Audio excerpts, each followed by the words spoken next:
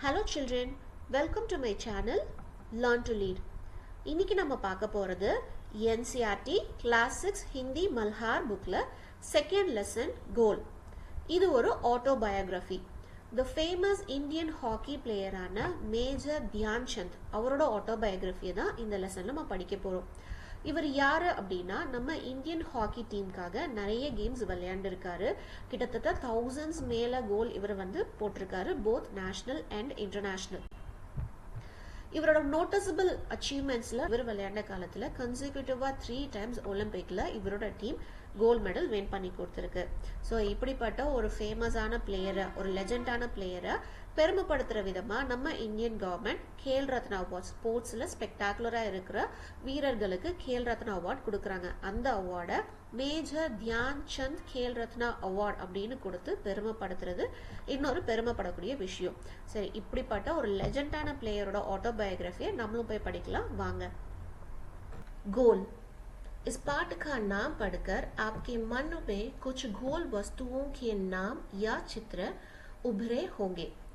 गोल गेंद, गोल रोटी, गोल चंद्रमा आदि. लेकिन यह पाठ एक विशेष प्रकार के गोल और उसे करने वाले के बारे में है. यह पाठ एक प्रसिद्ध खिलाड़ी के संस्मरण का एक अंश है. आइए इसे पढ़ते हैं और जानते हैं कि कौन थे वे प्रसिद्ध खिलाड़ी. கோல், இதுக்கு ரவுண்ட் அப்படின்ற இன்னொரு மீனிங்கும் இருக்கு. ரவுண்ட் அப்படின்னா நமக்கு நிறைய ரவுண்டான ஆப்ஜெக்ட்ஸ் ஞாபகத்துக்கு வரலாம், ஒரு பால் இல்ல ரோட்டி, ஃபுல் மூன். ஆனா இந்த லெசன்ல கோல் அப்படின்றது மீனிங் ஒரு பிளேயர் அவரோட லைஃப்ல இந்த கோல் அப்படின்ற வேர்டு எவ்வளோ இம்பார்ட்டன்ட் அப்படின்னு சொல்லியிருக்காரு.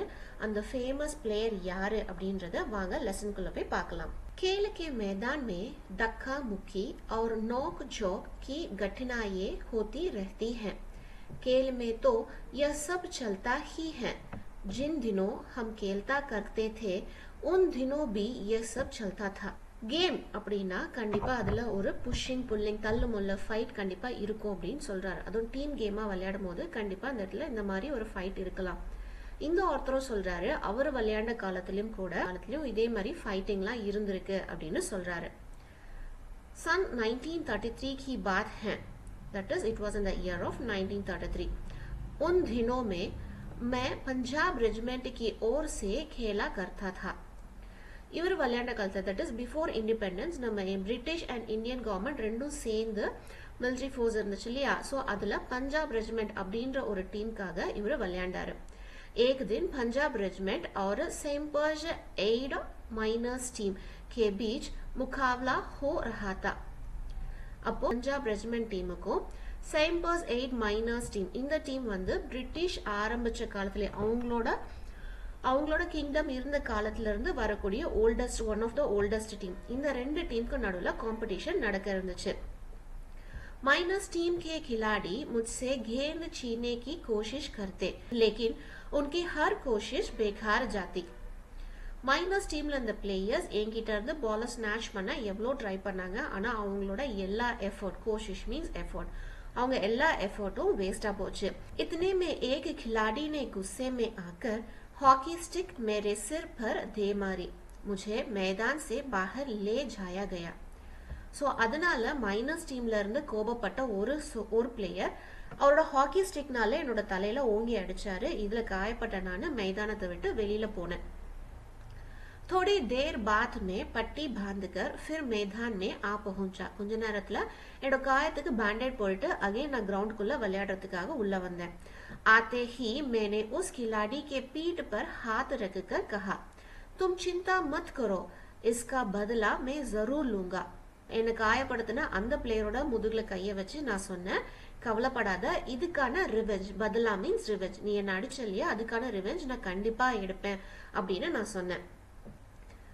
मेरे इतना कहते ही वह खिलाड़ी घबरा गया. अब हर समय मुझे ही देखता रहता कि मैं कब उसके सिर पर हॉकी स्टिक मारने वाला हूँ. இது கேட்ட அந்த பிளேயர் உண்மையிலே ரொம்ப பயந்துட்டாரு. அவர் கேம்ல ஒரு டைம் என்ன பார்க்கும் போதும் பயந்துகிட்டே இருந்தாரு, நான் எப்ப அவரை திரும்ப அந்த மாதிரி ஹாக்கி ஸ்டிக்கால அடிச்சு ரிவெஞ்ச் எடுப்பேன் அப்படின்னு பயந்தாரு. मैंने एक के बाद एक झटपट 6 गोल कर दिया. खेल खत्म होने के बाद मैंने फिर उस खिलाड़ी की पीठ थपथपाई और कहा ஆனா நான் 6 கோல்ஸ் ரொம்ப வேகமாவே பிளேஸ் பண்ணேன். கேம் முடிஞ்சதுக்கு அப்புறமா அந்த பிளேயரோட முதுகுல தட்டி கொடுத்து நான் சொன்னேன், दोस्त खेल में इतना गुस्सा अच्छा नहीं, मैंने तो अपना बदला ले ही लिया.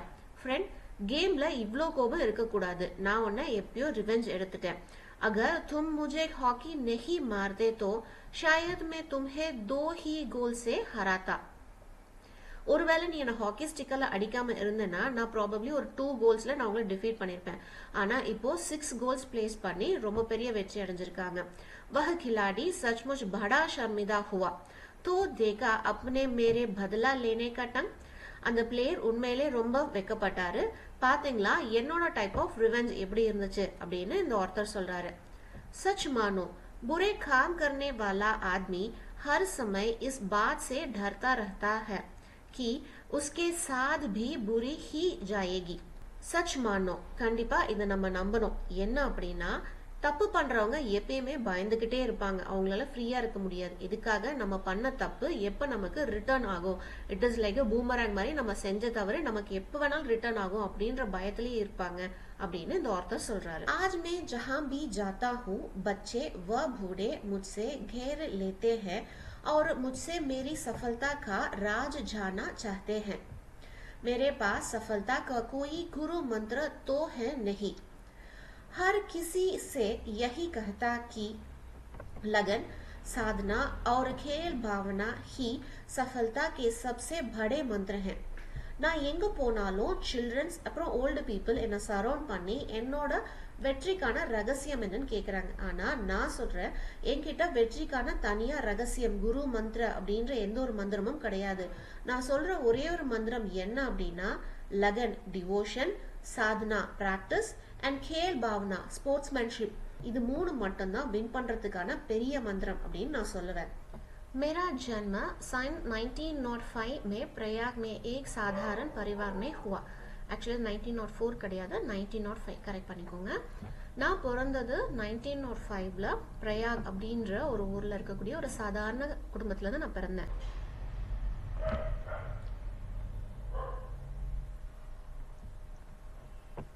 मेरा जन्म सन 1905 में प्रयाग में एक साधारण परिवार में हुआ. ஆக்சுவலி 1904 கிடையாது, 1905 கரெக்ட் பண்ணிக்கோங்க. நான் பிறந்தது 1905ல பிரயாக் அப்படின்ற ஒரு ஊர்ல இருக்கக்கூடிய ஒரு சாதாரண குடும்பத்துல இருந்து நான் பிறந்தேன். बाद में हम झांसी आकर बस गए. लेटर on நாங்கள் झांसीல வந்து செட்டில் ஆனோம். 16 साल की उम्र में मैं फर्स्ट ब्राह्मण रेजिमेंट में एक साधारण सिपाही के रूप में भर्ती हो गया. At the age of 16 நான் फर्स्ट ब्राह्मण रेजिमेंट அப்படின்ற ஒரு ரெஜிமெண்ட்ல ஒரு சாதாரண சிப்பாहिया தான் நான் ரெக்ரூட் ஆனேன். मेरी रेजिमेंट का हॉकी खेल में काफी नाम था, पर खेल में मेरी कोई दिलचस्पी नहीं थी.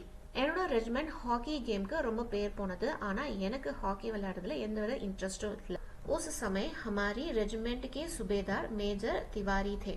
ஸோ நான் ஒர்க் பண்ண டைம்ல என்னோட ரெஜிமெண்ட்ல சுபேதார் அப்படின்றது மேஜருக்கு அடுத்து கீழே இருக்கக்கூடிய ஒரு பொசிஷன். அந்த பொசிஷன்ல இருந்தவர் தான் மேஜர் திவாரி. वे बार बार मुझे हॉकी खेलने के लिए कहते और எப்பயுமே எனக்கு ஹாக்கி விளையாட சொல்வாரு. मेरी छावनी में हॉकी खेलने का कोई निश्चित समय नहीं था. என்னோட கேம்ப்ல நாங்க தங்கியிருந்த கேம்ப்ல ஹாக்கி விளையாடுறதுக்கான ஒரு ஸ்பெசிபிக் டைம் அப்படின்றது எதுவுமே கிடையாது. सैनिक जब चाहते मैदान में पहुंच जाते और अभ्यास शुरू कर देते. उस समय तक मैं एक नौसिखिया खिलाड़ी था. तो எங்க கேம்ப்ல சோல்ஜர்ஸ் எப்ப அவங்களுக்கு டைம் இருக்கோ அந்த டைம்ல அவங்க போய் பிராக்டிஸ் பண்ணுவாங்க. நானும் அந்த கேம்ல ஒரு பிகினரா ஜாயின் பண்ணேன். जैसे जैसे मेरे खेल में निखार आता गया वैसे वैसे मुझे तरक्की भी मिलती गई. ஸோ என்னோட கேம் எப்போல்லாம் இம்ப்ரூவ் ஆச்சோ அப்போல்லாம் எனக்கு என்னோட ஜாப்ல ப்ரமோஷன்ஸும் கிடைச்சது. सन 1936 में बर्लिन ओलंपिक में मुझे कप्तान बनाया गया. ஸோ அது என்ன 1936 பர்லின் ஒலிம்பிக்ல கேப்டன் ஆகக்கூடிய அளவுக்கு, கேப்டனா டீமை லீட் பண்ற அளவுக்கு என்ன உயர்த்துச்சு. उस समय में सेना में एक लाश नायक था. அந்த டைம் நான் மிலிட்ரியில ஒரு लाश नायका वर्क பண்ணிட்டு இருந்தேன். ओलंपिक में लोग मेरे हॉकी खेलने के ढंग से इतने प्रभावित हुए कि उन्होंने मुझे हॉकी का जादूगर कहना शुरू कर दिया. बर्लिन ओलंपिक्ஸ்ல என்னோட प्लेइंग स्टाइल பார்த்து இம்ப்ரெஸ் ஆனவங்க என்ன द मैजिशियन ऑफ हॉकी அப்படினு கூப்பிட ஆரம்பிச்சாங்க. इसका यह मतलब नहीं कि सारे गोल मैं ही करता था. मैजिशियन ऑफ हॉकी கூப்பிட்டதுக்கான காரணம் எல்லா கோலையும் நான் மட்டுமே போட்டேன் அப்படிங்கிற ரீசன் கிடையாது. मेरी तो हमेशा यह कोशिश रहती कि मैं गेंद को गोल के पास ले जाकर अपने किसी साथी खिलाड़ी को दे दूं ताकि उसे गोल करने का श्रेय मिल जाए. என்ன மெஜிஷியன் ஆஃப் ஹாக்கின்னு கூப்பிட்டதுக்கான காரணம் நான் எப்பயுமே பாலை கோல் கிட்ட எடுத்துட்டு போகும்போது என்னோட டீம்ல இருக்கக்கூடிய மற்ற பிளேயர்ஸ் அங்க பக்கத்துல இருந்தாங்கன்னா அவங்க கிட்ட பால் பாஸ் பண்ணி நான் அவங்களையும் கோல் போட வைப்பேன். ஸோ தட் கோல் போட்டதுக்கான கிரெடிட் அவங்களுக்கும் கிடைக்கும். अपनी इसी खेल भावना के कारण मैंने दुनिया के खेल प्रेमियों का दिल जीत लिया. இந்த ஒரு ஸ்போர்ட்மேன்ஷிப் தான் இந்த வேர்ல்டுல இருக்கக்கூடிய ஸ்போர்ட்ஸ் லவரோட ஹார்ட்டை நான் வின் பண்றதுக்கான காரணம். बर्लिन ओलंपिक में हमें स्वर्ण पदक मिला. सो बर्लिन ओलंपिक्स नाங்க गोल्ड मेडल विन பண்ணோம். खेलते समय में हमेशा इस बात का ध्यान रखता था कि हार या जीत मेरी नहीं बल्कि पूरे देश की है. நான் கேம் விளையாடும் போது ஒரே ஒரு விஷயத்தை மட்டும் எப்பயுமே ஞாபகத்துல வச்சுப்பேன். என்ன அப்படின்னா வின் பண்ணணும் லூஸ் பண்ணணும் as a இண்டிவிஜுவலா என்னோடது கிடையாது, எல்லா புகழும் என் நாட்டுக்கு தான் சொந்தம் அப்படின்னு சொல்லி அவரோட ஆட்டோபயோகிராஃபியை முடிச்சிருக்காரு மேஜர் தியான்சந்த். சில்ட்ரன், உங்களுக்கு இந்த லெசன் எக்ஸ்பிளனேஷன் புரிஞ்சிருக்கும்னு நினைக்கிறேன். உங்களுக்கு இந்த எக்ஸ்பிளனேஷன் பிடிச்சிருந்ததுன்னா என்னோட சேனலை லைக் பண்ணுங்க, ஷேர் பண்ணுங்க, சப்ஸ்கிரைப் பண்ணுங்க அண்ட் கூடவே இருக்க பெல் பட்டனை பிரஸ் பண்ணுங்க. அப்பதான் நான் போடக்கூடிய அடுத்த வீடியோஸ் உங்களுக்கு நோட்டிஃபை ஆகும். ஓகே சில்ட்ரன், அடுத்த லெசன்ல பார்க்கலாம். பை.